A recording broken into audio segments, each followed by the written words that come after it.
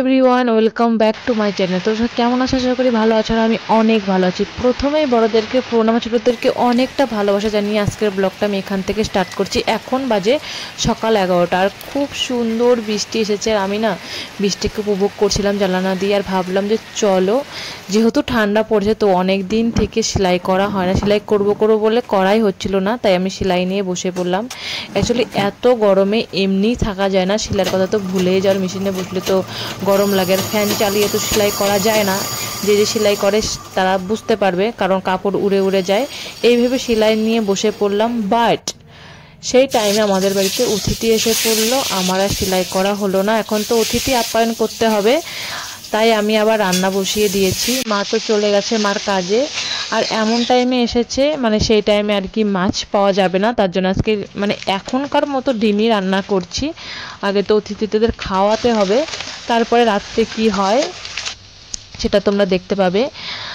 তো দেখো, আমি প্রথমে ডিমগুলোকে ভেজে, আলুগুলোকে ভেজে, আমি না ডিমের তরকারি এভাবেই রান্না করি। আমি কিন্তু প্রেসারে ডালটা বসিয়ে দিয়েছিলাম, ডালটাকেও সম্বার দিয়ে নিলাম। আর হ্যাঁ, তোমাদের যেটা বলতে নিয়েছিলাম, বিশেষত বাবা কিন্তু ভীষণ ভালোবাসে আমার ডিমের আর কি তরকারিটা। বাবা আর বড় ডিম আনলেই বলবে প্রিয়া তুমি এভাবে বানাও। আমার রান্না কমপ্লিট হয়ে গেছে, আমি গ্যাসটাকে ভালো করে মুছে নিলাম। এখন আমি ঘরটাকে মুছে নেব। অ্যাকচুয়ালি না আমার রান্না করতে সেরকম বাসন লাগে না, যেটুকুন হয় তাড়াতাড়ি করে আমি এগুলোকে মুছে নেই। পরিষ্কার করে নিলে কি হয়, মনে হয় তাড়াতাড়ি হয়ে গেল, পরে সেরকম চাপ থাকে না। এক পাশ দিয়ে আমি রান্না করতে থাকি আর এক পাশ দিয়ে আমি গোছাতে আর কি থাকি। আমার কিন্তু গ্যাস মোছা কমপ্লিট হয়ে গেছে। দেখো, তোমাদেরকে ডিমের ঝোলটা দেখিয়ে দিলাম, দেখতে এরকম হয়েছে। আমার রান্নাও কমপ্লিট হয়ে গেছে, এদিকে বৃষ্টিও কমে গেছে আর প্রচণ্ড গরম লাগছিল, তাই একটু কলা খেয়ে নিলাম, একটু এনার্জি বাড়িয়ে নিলাম। আরও প্রচুর কাজ আছে, সেগুলোকে করতে হবে। তো আমার কলা খেয়ে শান্তি হলো না, আবার একটু আমি বসে বসে পেয়ারা খাচ্ছি। আমি না অতিথিদেরকে না খেতে দিতে আমার একটু লজ্জা লাগে। মার জন্য অপেক্ষা করছিলাম বসে বসে, মা খেতে দেবে, আমি সব কিছু এগিয়ে দেবো ঠিক আছে, কিন্তু নতুন নতুন না একটু সমস্যা হয়। তো তারপরের দিন আমি না ভিডিওর কোনো ক্লিপ নিতে পারিনি, কারণ লোকের সামনে সেরকম হয়ে ওঠে না। তো এখন আমি হচ্ছে ইঁদুরের জন্য আটা মাখছি, কারণ ইঁদুর আমাদের দোকানে না প্রচুর জ্বালাচ্ছে। মানে অনেক অনেক বিস্কিটের প্যাকেট না কেটে ফেলেছে আর কি। বর আমাকে এসে বলল যে তুমি একটা রুটি বানিয়ে দাও। আমি ইঁদুরের জন্য আর কি রুটি, দেখো হাতের মধ্যে একদম ভালো করে মাখছি। আর মাকে বলছি এত টেস্টি করে রুটি বানাবো না, ইঁদুর সব একদম ধরা পড়ে যাবে। এই দেখো, রুটি আমার বানানো হয়ে গেছে। এটা কিন্তু আমার বড়দাদার ছেলে, সব সময় না দুষ্টুমি করতে থাকে। দেখো ক্যামেরার সামনে এসে কীরকম করছে, সবসময় এরকমই করতে থাকে। আর দেখো রুটিটা না খুব সুন্দর হয়েছিল। আর হ্যাঁ, এই ভিডিওটা তো আগের দিনে, পরের দিন না বড় বড় দুটাই ইঁদুর পড়েছে। আর দুপুরে কিন্তু আমাদের খাওয়া কমপ্লিট হয়ে গেছে। আর খাওয়ার টাইমে না সবাই থাকে, তখন না ক্যামেরা নিয়ে তোমাদেরকে দেখানো হয় না। আমি বাসনগুলোকে ধুয়ে রাখলাম, এখন কাপড়গুলোকে উঠিয়ে ভাঁজ করে রাখবো। বেশিক্ষণ রোদ্রুতে থাকলে বলো তো কী হবে, রং জ্বলে যাবে, তার জন্য এগুলোকে উঠিয়ে নিচ্ছি। আজকে না অনেকগুলো ড্রেস হয়েছে, এগুলোকে আমার এখন ভাঁজ করে রাখতে হবে। আর প্যান্টটা দেখছিলাম পায়ের নিচে না একটু ভেজা ভেজা আছে, তাই গালে লাগিয়ে দেখছিলাম, ঠান্ডা ঠান্ডা আর কি ভাব আছে। জানো তো, আজকের ড্রেসগুলো কিন্তু আমার বরই কেচেছে, অনেক দিন পরে আর কি কেচে দিল। নতুন নতুন আমাকে না প্রত্যেক দিন আর কি ড্রেস কেচে দিত, নাইটিটা পর্যন্ত মানে সব করে দিত। এখন দেয় না, 6-7 মাসে আমি পূরণ হয়ে গেছি। আর ব্যাপারটা সেটা না, ব্যাপারটা হচ্ছে তখন না মানে হয়তো সেই প্রেশারটা ছিল না, এখন একটু সংসারের আর দায়িত্ব এসেছে, তার জন্য আর পারে না, আমিও চাপ দেই না। তো আজকে সকালে বললাম যে অনেকগুলো ড্রেস আছে, তুমি কি কেচে দিবে? বললো ঠিক আছে দাও। পরে আমি কিন্তু ওকে নতুন জিনিস কোনো জিনিস দেই না, নতুন শাড়ি হোক যা হোক, ও একদম না খুব আর কি কেচে কেচে আর কি খোঁচে খোঁচে এভাবে আর কি ধোয়, তাতে না একটু কোকড়া কোকড়ি হয়ে যায়, তার জন্য আমি ওকে দিতে চাই না। ছেলে মানুষ আর কীভাবে ধুবে, ওরা তো আর জানে না না। তো হয়তো আমার ভাষাটা তোমাদের একটু বুঝতে অসুবিধা হবে, সবারই একটা মাতৃগত একটা টান থাকে। আর দেখো, আমি তোমাদেরকে 10 টাকার কয়েন দেখাচ্ছিলাম, বললাম সারা দিন কাজ করে আমি 10 টাকা পেলাম। তবু যদি 10 টাকা করে পেতাম তাহলে মাসে 300 টাকা হতো। আমরা আনলিমিটেড কাজ করি সংসারে, কিন্তু আমাদের জন্য কোনো বেতন হয় না। আমাদেরকেও বেতন দেওয়া হোক, তাহলে আমাদের একটু ভালো হবে আর কি।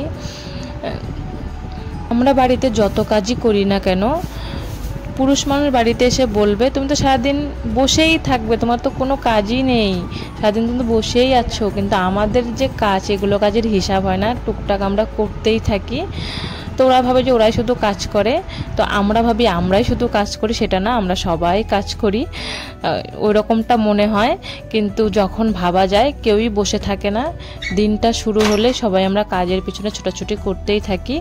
আমার কিন্তু ঘর গোছানো, বেডশিট গোছানো, ড্রেসিং গোছানো সব কমপ্লিট হয়ে গেছে। এখন আমি ভাবলাম যে চলো এগুলোকে আমি এখন পরিষ্কার করে ঝাড়ু দিয়ে নেই, তারপরে আমি আবার স্নান করব। আর বিকাল টাইমে না স্নান না করলে থাকাই যায় না।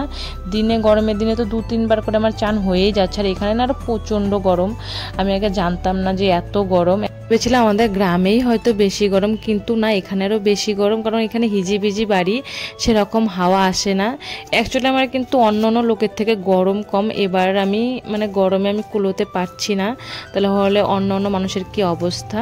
আমি এখন উঠানটা ঝাড়ু দিয়ে নেব। অ্যাকচুয়ালি আমাদের কিন্তু উঠান নেই, এই রাস্তাটা একটু ঝাড়ু দিয়ে নেব। আর বাড়িতে যেই উঠান ওটা এই ঝাড়ু দিয়ে হয়ে যায়, আমাদের উঠান ছুটান নেই, তো এটাকে এখন ঝাড়ু দিয়ে নিচ্ছি। মা ঘুমাচ্ছে, তো ঘুমাক, আমি এই পাশে সব কাজগুলো করে পরে আমি স্নান করে নেব। প্রচণ্ড গরম লেগেছে। আর হ্যাঁ, তোমাদেরকে একটা কথা বলি, তোমরা কি ধরনের ভিডিও দেখতে চাও, আর আমার ভিডিও তোমাদের কি রকম লাগলো, আর তোমরা যদি আমার সম্পর্কে কিছু জানতে চাও তো আমাকে কমেন্ট করো, আমি ভিডিওর মাধ্যমেই তোমাদেরকে অ্যান্সার দেব আর কি। আর আমার কিন্তু ঘর ঝাড়ু দেওয়া কমপ্লিট হয়ে গেছে, চানও করে নিয়েছি, সেগুলো আর তোমাদেরকে দেখানো হয়নি। সন্ধ্যা হয়ে গেছে, আমি সন্ধ্যাবাতি দিয়ে নিচ্ছি। আর আমার বন্যা হাসছিল, আমি জানি না ক্যামেরা করলে ও কেন হাসাহাসি করে। আমি হাসাহাসির যে কী করে বুঝতে পারি না, আমাকে আমার পিছনেও এনি টাইম লেগেই থাকে, তো আমি কোনো কিছু মনে করি না। বর দোকানে চলে যাবে, এই দেখো এখানে সিঁদুর পড়ছেও কিন্তু আমাকে হাসাচ্ছে any time, Tom and Jerry আমাদের এরকম লেগেই থাকে সব সময়। ও চলে যাবে বাজারে, তার জন্য আমি আবার তাড়াতাড়ি করে একটু রেডি হয়ে ওর জন্য চা বসিয়ে দিলাম। ও চা খায় না, আমিও চা খাই না, ভালোবাসি না, তো বলো তো কি, আমাকে জোর করে বলে খাও খাও খাও, তাই আমার খেতেই হয়। মাঝে সাঝে একটু একটু খাই, কিন্তু আমার চা খাওয়ার অভ্যাস নেই। কতবার গ্যাসটাকে অন করার চেষ্টা করছি, অন করতে না পেয়ে দেখলাম চাবিটাই বন্ধ আছে। আর কে যেন দিনের বেলায় চাবিটা বন্ধ করে রেখেছে, আমি তো রাত্রেবেলাও একদম শোয়ার সময় বন্ধ করে রেখে দেই। অনেক চেষ্টার পরে গ্যাসটা আর কি ধরালাম, একদম আমার রাগ উঠে গেছে, এতক্ষণ কি আর আমি লক্ষ্যই করিনি অ্যাকচুয়ালি চাবিটা নামানো ছিল গ্যাসের। আর আমার চা করা কমপ্লিট হয়ে গেছে, এখন খাবো আমরা। তো আমার পিছনে কিন্তু দেখো আমার সঙ্গে কি রকম করছে এনি টাইম। তোমরা জাস্ট ভিডিও দেখলে দেখতে থাকলে তোমরা বুঝতে পারো আমার পিছনে কীভাবে লেগে থাকে। সব আর কি ক্যামেরা তোমাদেরকে দেখানো হয় না, আর কিন্তু ক্যামেরার সামনে আসতে চায় না, পিছনের থেকে ওইভাবে বলবে। ওকে যদি ক্যামেরার সামনে আসতে বলা হয় তখনও পাবে না, কিন্তু পিছন থেকে ওই রকম করতে থাকবে। দেখো একটু পরে ও কী করে।